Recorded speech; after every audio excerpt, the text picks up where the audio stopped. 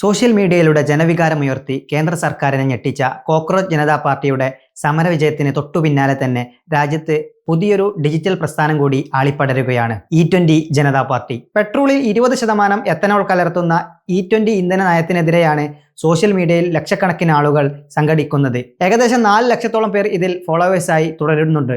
ഇതേ തുടർന്ന് തനിക്കെതിരെ ഉയരുന്ന വ്യാജ പ്രചരണങ്ങൾക്കും AI വീഡിയോകൾക്കുമെതിരെ കേന്ദ്ര ഉപരിതല ഗതാഗത വകുപ്പ് മന്ത്രി നിതിൻ ഗഡ്കരി ബോംബെ ഹൈക്കോടതിയെ സമീപിച്ചിരിക്കുകയാണ്. ഔദ്യോഗിക രാഷ്ട്രീയ പാർട്ടികളുടെ ബാനറില്ലാതെ സോഷ്യൽ മീഡിയ കേന്ദ്രീകരിച്ച് ഉയർന്നുവരുന്ന ഇത്തരം മൂവ്മെന്റുകൾക്കെതിരെ പെട്ടെന്ന് ശ്രദ്ധ നേടുന്നത് CJPയുടെ പശ്ചാത്തലം തന്നെ ഒന്ന് പരിശോധിച്ചു നോക്കാം. സുപ്രീം കോടതിയുടെ പരാമർശങ്ങളിൽ നിന്ന് പ്രചോദനം ഉൾക്കൊണ്ട് ആരംഭിച്ച കോക്രോച്ച് ജനതാ പാർട്ടി പരീക്ഷാ തട്ടിപ്പുകൾക്കും നീറ്റ് വിരുദ്ധ സമരങ്ങൾക്കുമെതിരെ ശക്തമായ പ്രതിഷേധം ഉയർത്തുകയും ഒടുവിൽ കേന്ദ്ര ഭരണകൂടവുമായി ചർച്ച നടത്തി തങ്ങളുടെ ആവശ്യങ്ങൾ നേടിയെടുക്കുകയും ചെയ്തിരിക്കുന്നു. എന്നാൽ E20 ജനതാ പാർട്ടി വരുന്നത് CJP വിജയം കൈവരിച്ച ദിവസങ്ങൾക്കുള്ളിൽ തന്നെ പെട്രോളിലെ എത്തനോൾ മിശ്രിതത്തിനെതിരെ ജനങ്ങളുടെ പ്രതിഷേധ ശബ്ദമായി E20 ജനതാ പാർട്ടി എക്സിലും ഇൻസ്റ്റാഗ്രാമിലും പ്രത്യക്ഷപ്പെട്ടു. ശരിക്കും എന്ത് വിഷയങ്ങൾ ഉൾക്കൊണ്ടാണ് ഇവർ പുറത്തു വരുന്നത്?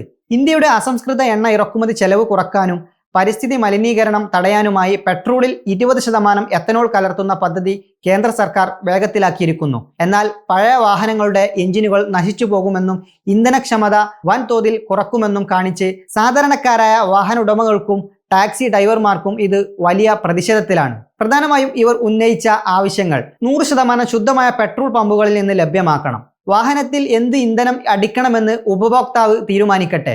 മറ്റൊന്നാണ് സുതാര്യത. തങ്ങൾ സൗജന്യ ഇന്ധനമോ സബ്സിഡിയോ അല്ല ചോദിക്കുന്നത്, മറിച്ച് തങ്ങളുടെ വാഹനം സംരക്ഷിക്കാനുള്ള അവകാശമാണ് E20 ജനതാ പാർട്ടി വ്യക്തമാക്കുന്നത്. ഓഗസ്റ്റ് 4 രാജ്യത്തെ വിവിധ ടാക്സി വാഹന ഉടമകളുടെ സംഘടനകൾ ഏകോപിപ്പിച്ച് ഡൽഹിയിലെ പാർലമെന്റ് മാർച്ച് നടത്താനും ഇവർ ആഹ്വാനം ചെയ്തിട്ടുണ്ട്. ഈ വിവാദത്തിന്റെ പിന്നാലെയാണ് കേന്ദ്രമന്ത്രി നിതിൻ ഗഡ്കരി നിയമ നടപടിയുമായി മുന്നോട്ട് വന്നത്.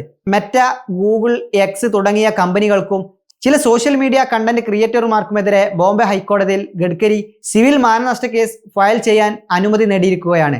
ഹർജിയിലെ പ്രധാന ആരോപണങ്ങൾ താനും കുടുംബവും എത്തനോൾ ഉൽപാദനത്തിലൂടെ കോടികളുടെ വഴിവിട്ട സാമ്പത്തിക നേട്ടമുണ്ടാക്കിയെന്ന രീതിയിൽ വ്യാജ വീഡിയോകളും AI നിർമ്മിത ശബ്ദരേഖകളും പ്രചരിപ്പിക്കുന്നു. മറ്റൊന്ന്, ഇത് തന്റെ വ്യക്തിത്വത്തിനും രാഷ്ട്രീയ പ്രതിച്ഛായക്കും കടുത്ത ആരോപണങ്ങളും ഉണ്ടാക്കിയെന്ന് ചൂണ്ടിക്കാട്ടി 11 കോടി രൂപയുടെ നഷ്ടപരിഹാരം അദ്ദേഹം ആവശ്യപ്പെട്ടു. സാധാരണക്കാരായ വോട്ടർമാരുടെയും ജനങ്ങളുടെയും വികാരങ്ങളെ പെട്ടെന്ന് ഏകോപിപ്പിക്കാൻ ഡിജിറ്റൽ പ്ലാറ്റ്ഫോമുകൾക്ക് സാധിക്കുന്നു എന്നതിന്റെ ഏറ്റവും പുതിയ തെളിവാണ് CJPക്ക് ശേഷമുള്ള E20 ജനതാ പാർട്ടി. ഒരു വശത്ത് ഇന്ധന നയത്തിൽ നിന്നും മാറ്റം വേണമെന്ന ജനങ്ങളുടെ ശക്തമായ ആവശ്യവും മറുവശത്ത് സോഷ്യൽ മീഡിയയിലെ വ്യാജ പ്രചരണങ്ങൾക്കുമെതിരെ കേന്ദ്രമന്ത്രിയുടെ നിയമ പോരാട്ടവും വരും ദിവസങ്ങളിൽ ഇന്ത്യൻ രാഷ്ട്രീയത്തിൽ എത്തനോൾ വിഷയം കൂടുതൽ ചർച്ചകൾക്ക് വഴിവെക്കും എന്നുള്ളതാണ്. Waytonikah.com, the exclusive Muslim matrimonial site.